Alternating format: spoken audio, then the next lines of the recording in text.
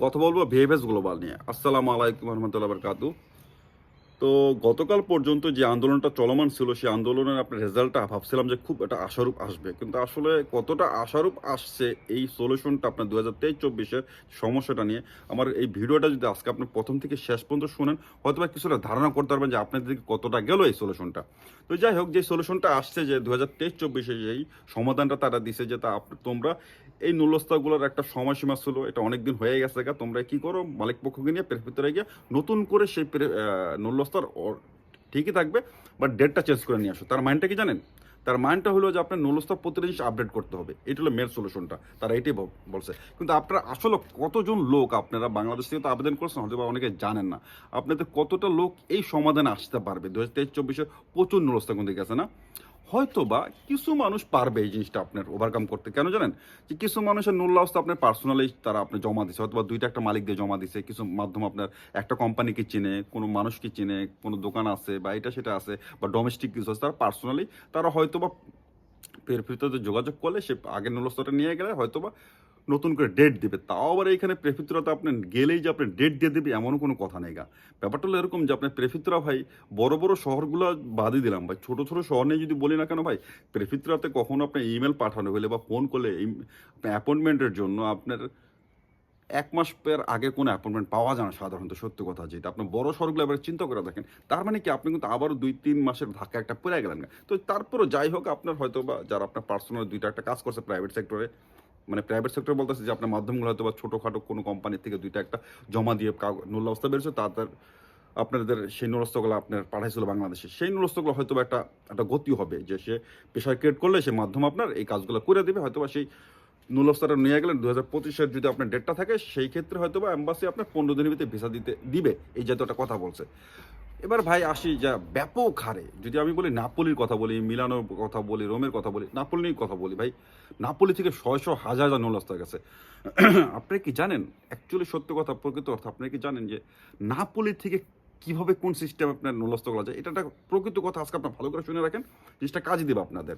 Napoli থেকে আপনার হয়তো আপনারা ভাবেন যে একটা লোক একটা দুইটা নুলস্তা পাঠায়, ভাই নাপোলি থেকে এক একটা লোক 15-20টা 30টা 50 60টা 100টা করে নুলস্তা পাঠিয়েছে বাংলাদেশে।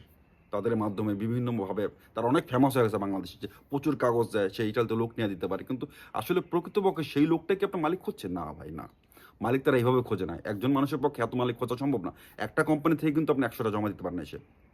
এটা হয় কি, সেই মাধ্যমগুলো কিছু পরিচিত সার্কেল থাকে, কমার্শিয়ালিস্টটা বলি, বা আপনার যেটাকে সিএ হিসাবে চিনে থাকেন বাংলাদেশে, চার্টার অ্যাকাউন্ট যেটা আর কি, ও আবার ইমিগ্রেশন কিছু উকিল থাকে, তারা কি কাজ, তারা এই কাজগুলো করে থাকে। সে মাধ্যমের কাজ সঙ্গে একটা কন্ট্যাক্টে যায়, সেই ইমিগ্রেশন উকিলগুলো বা আপনার কমার্শিয়ালিস্টগুলো বিভিন্ন কোম্পানির সঙ্গে কাজ করে। কারণ কি, একটা ইমিগ্রেশন একজন কমার্শিয়ালিস্টের আন্ডারে 4টা 5টা 6টা আপনিই থাকে, কোম্পানি থাকে, তারা তাদের প্রতিটা হিসাব তারা আপনি কন্ট্রোল করে। যেরকম বাংলাদেশের সিয়েরা বিভিন্ন কোম্পানি তাদের আন্ডারে থাকে, এরকম কমার্শিয়ালিস্টের আন্ডারে বা ইমিগ্রেশন উকিলের আন্ডারে বেশ কিছু কোম্পানি থাকে। তখন সেই কোম্পানিগুলোর সঙ্গে তাদের একটা হয়, আপনার সমঝোতা হয় যে তুমি 10টা লোক আনবা, 20টা লোক আনবা, এটা আমি লোক দিচ্ছি, আমি সিস্টেম করে দিচ্ছি, আমি সব কিছু করে দিব।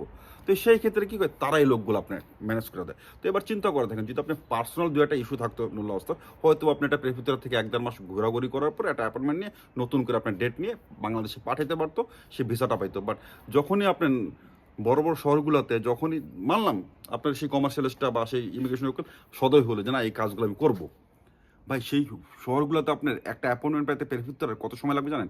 100, 150, 200, 300, 400 না ভাই, কয়েক হাজার নুল্লাস্তা ভাই। এই কীভাবে আসবে এগুলা ভাই? যে সলিউশনটা দিয়েছে, তারপরে আপনার সেই মালিকগুলার আপনার প্রতিটা জিনিস আপডেট করতে হবে। কীরকম ধরেন, তার প্রতিটা document, Druk certificate, Anfal certificate, নতুন করে সব কিছু আপডেট দিতে হবে। তার মালিকের ট্যাক্সের কাগজপত্র, কোনো মালিক এই বছর হয়তো নিয়মিত নাই সব কিছু নিয়ে আপডেট, সে কীভাবে তখন এগুলো দিবে? তখন কি করে দেন মালিকরা বলেছে না, এই বছরের এই চ্যাপ্টারটা ক্লোজ করে দেয়, সে উকিলকে বলে নতুন বছর যেটা আসবে সেটা আমরা আবেদন করুন। উকিলও আপনার মাধ্যমকে বলে দেয় এই বছরটা বাদ দেবে, নতুন করে যখন আসবে তখন আমি জমা দিয়ে দিন তোমারটা, তুই চিন্তা করিস না, তখন আমি কম টম কিছু টাকা নিয়ে নেবো। বাট এই বছরটা বাদ দেয়, এই ঝামেলা যাবো, নতুন করে আগাবো না। সে মালিকও আগাতে চাইবো না ভাই, জানেন? সে মালিক যদি না আগে, আলটিমেটলি সে উকিলও আগাবে না। তা আরেকটা ব্যাপার হলো কি জানেন, যে ওই মাধ্যম হয়তো বা সেই উকিলের মাধ্যমে কন্ট্যাক্টে গেছে, কিন্তু সবচেয়ে বেশি ঘটে এই জিনিসটা, যে উকিলরা বলে কি তোর আমি জমা দিয়ে দিব, বাট তোর আলোচ্যটা তোর ম্যানেজ করতে দেবো। তো তখন কি করে সে মাধ্যম, কারণ আপনার মাধ্যম তো 8-10 জন মাধ্যম একটা উকিলকে কাছ থেকে দেয়, সে একটা উকিলের কাছে হয়তো 100-200 আপনার নুলস্থ হয়। সেই মাধ্যমগুলো কি একটা আলোচ্য কিনে কোনো একটা বাসা থেকে তার সঙ্গে কন্ট্যাক্ট থাকে 1 বছর সে আলোচ্যটা রাখবে, সেই তার জায়গাতে নতুন কোনো কেউ রেসিডেন্ট দিবে না, নতুন কাউকে আলোচ্য দিবে না, তার বিনিময়ে সে একটা টাকা নেয়।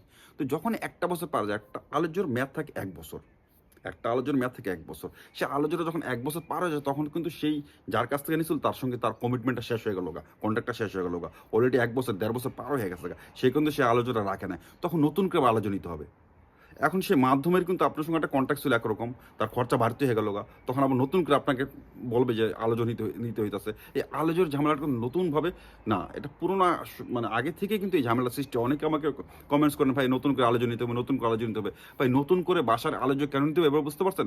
গতবার বলছিলাম যে না, নতুন বাসার কারণ কমিউনিকেশন আসলে আগের যে আলোচনা আছে, যদি ম্যাথ থাকে সেটা চালতে হবে, কিন্তু না, কেসটা হলো অন্যরকম। এই 2023-24 যে আপনাদের নূলস্তগুলো বেরিয়েছিল, তাদের আলোচনার ম্যাথটা শেষ হয়ে আছে। এই জন্য নতুন বাসা নিয়ে নতুন করে আলোচনা দিতে হবে। এটা হলো মেন ফ্যাক্ট। এই গতবার আপনার কমেন্টস হয়তো বা টোটাল জিনিসটা আমি তুলে ধরতে মানে চেষ্টা করছিলাম, কিন্তু হয়তো বা বুঝতে পারি না, আমি জিনিসটা আমার মাথায় আসে না যে নতুন বাসার আলোচনা কেন চাইতেছে। তখন আমি চিন্তা করলাম হয়তো বা 2023-24 নূলস্তর আপনার আলোচনা চাইতেছে। যাই হোক, তো এই কারণে বলতেছি যে কত পার্সেন্ট মানুষ এই প্রক্রিয়ায় যাইতে পারবো ভাই, কত পার্সেন্ট মানুষই আপনার প্রেফিত্তরা পর্যন্ত যে নতুন করে আনতে পারে ভাই।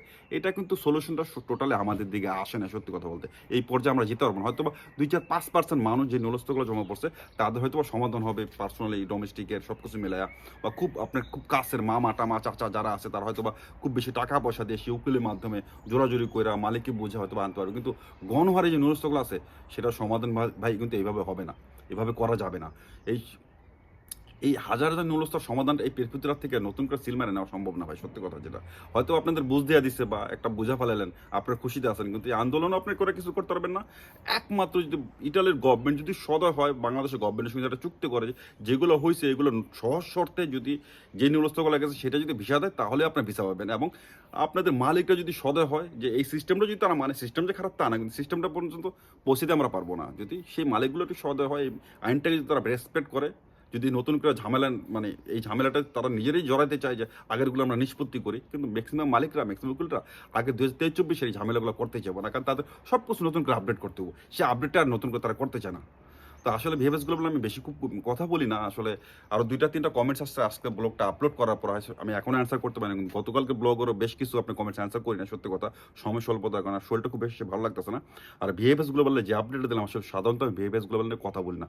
যতটা সম্ভব আমার দ্বারা সম্ভব ছিল আমি ততটা তুলে ধরার চেষ্টা করছি আপনাদের মাঝে। বাদ বাকি আপনার চিন্তা করবেন আসলে আপনার সেই লক্ষ্যে পৌঁছতে পারবেন কিনা, দোয়া করে আপনি যাতে সফল হন। আজকে এখানে আসসালামু আলাইকুম ওয়া রাহমাতুল্লাহি ওয়া বারাকাতুহু।